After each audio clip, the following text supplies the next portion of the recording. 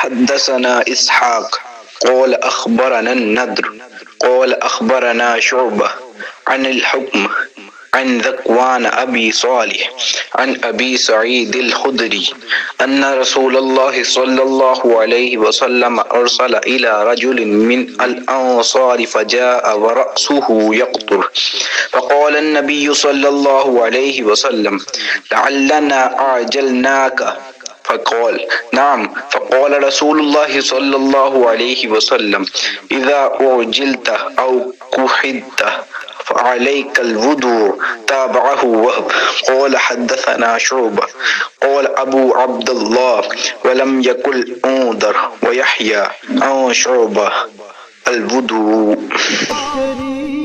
پرچھائی کا بینائی پر ادراک پر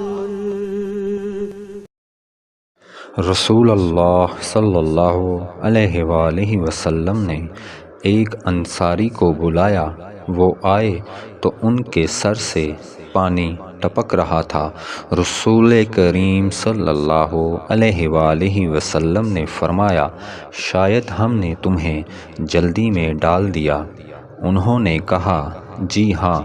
تب رسول اللہ صلی اللہ علیہ وآلہ وسلم نے فرمایا کہ جب کوئی جلدی کا کام آ پڑے یا تمہیں انزال نہ ہو تو تم پر وضو ہے، غسل ضروری نہیں۔ صحیح بخاری حدیث نمبر 180۔